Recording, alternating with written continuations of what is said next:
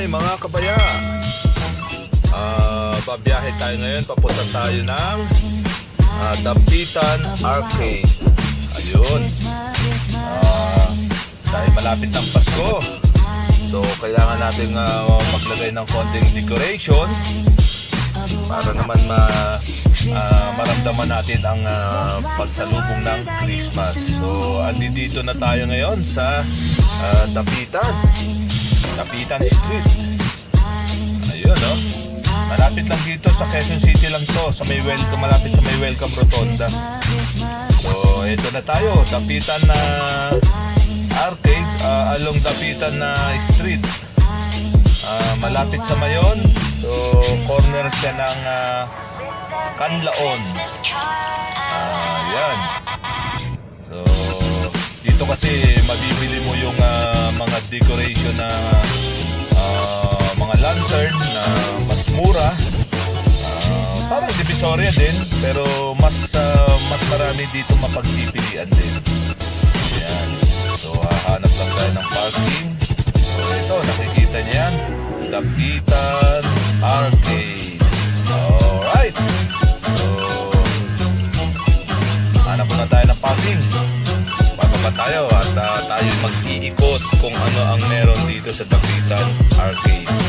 Along Dapitan na street to, sa kanto ng Canlaon sa Quezon City, malapit sa Mayon Street at saka Welcome Rotonda. Alright, babu, mamaya uli.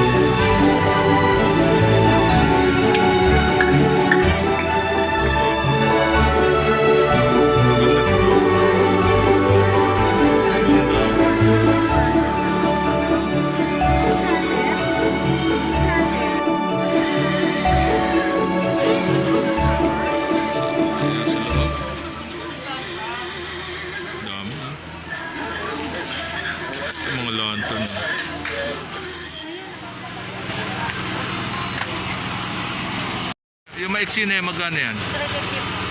Ilang piraso yon? 8 po. 8 pieces lang. Ate, magkano to?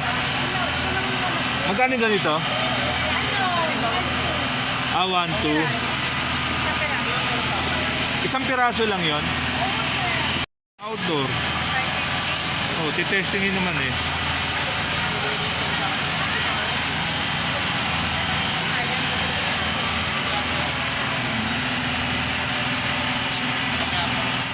May melody pa. Yan, wala. As in plain talaga. Ano mo may warranty yan? Ako.